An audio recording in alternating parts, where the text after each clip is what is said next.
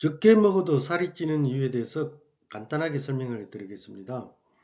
음식을 먹는 것을 입구로 보고 그 먹고 난 나머지 찌꺼기를 이제 내보내는 걸 출구라고 한다면, 우리 보통 말하는 이제 비만의 원인을 설명할 때는 주로 여기 입구에 관해서 얘기합니다. 즉 만약에 우리가 하루에 필요한 칼로리가 1500이라고 가정한다면, 이 1500보다 더 이상을 섭취한다는 거죠. 즉 2000칼로리를 우리가 섭취를 한다면 그 나머지 500칼로리가 이제 비만을 유발하는 원인이 된다고 설명을 합니다. 이게 일반적인 설명이죠. 근데 이거와 반대로 즉 배출이 저하가 되어서 나오는 비만이 있습니다. 실제 이게 더 많을 겁니다. 이것은 자기가 기준보다 적은 한 1000칼로리 정도를 먹어도 배출이 많이 안 된다. 즉 한 500 정도밖에 안 된다면 이것도 역시 500칼로리가 남게 됩니다. 이렇게 해서 살이 찌게 되는 것이죠. 이 둘을 비교를 해보면 입구 쪽에서 나오는 것은 이 칼로리 이론이고, 배출 쪽에서 나오는 것은 즉 순환장애가 되어서 이렇게 나옵니다. 그 입구 쪽에서 문제가 생기는 것은 즉 과잉 섭취, 그 섭취량에 비해서 소비를 덜한다. 소비 부족.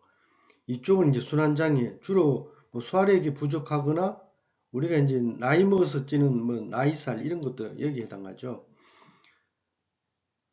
그 다음에 이제 입구 쪽에서 문제되는 데는 해결책은 음식 섭취를 줄이고 소비를 더한다. 뭐 간단합니다. 근데 이쪽은 좀 더 복잡해요. 순환장애를 개선해야 됩니다. 순환장애 개선을 한다는 것은 거의 질병 치료에 가깝죠. 뭐 질병 치료인 경우도 많고요. 순환장애로 비만이 되는 경우가 있는데, 이럴 때 나오는 대표적인 증상이 있습니다. 첫째가 소화불량이 있습니다.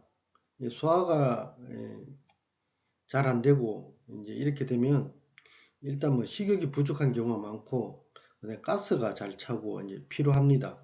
이 식욕 부족은 더 심해지면 나중에는 식욕이 생기고 더 과잉이 되는 수가 있습니다. 그 다음에 이제 대표적인 게 잘 붓습니다. 붓기. 이거 이제 배출이 부족해지는 거죠. 즉 이제 수분이 나가야 되는데 잘 안 나가고 체내에 머무는 경우입니다.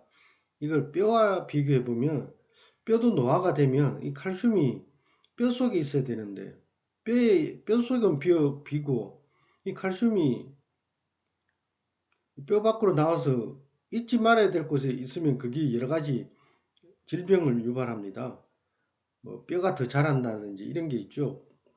그 다음에 뭐 석회성 근형 같이 뭐 근육에 석회 성분이 침착하는 경우가 있고, 그러면 우리가 이제 뼈를 튼튼하게 하려면 어떻게 해야 됩니까? 뼈 속은 칼슘으로 채우고 뼈 밖에 있는 그 칼슘은 없애버려야 되죠. 붓기도 비슷합니다. 붓는다는 것은 세포 속에 필요한 수분은 부족하고 있지 말아야 될 곳에 이제 수분이 있는 경우죠.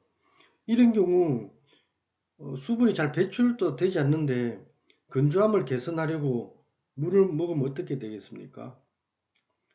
이런 분들이 가끔 있어요.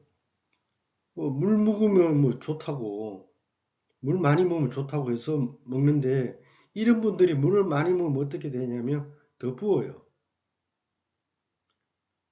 몸 상태가 지금 세포 안으로 물이 안 들어가게 돼 있는데 거기에 물을 더 넣어봐야 그 물은 세포 속으로 들어가도 않고 바깥에 머물게 되죠. 그래서 더 붓게 되는 겁니다. 정리해서 말씀드리면 순환장애의 그 가장 대표적 증상은 뭐 소화불량, 그리고 붓기, 식욕 부족은 나중에 변할 수 있고, 가스 차는 거, 피로, 이거는 별로 변하지 않습니다.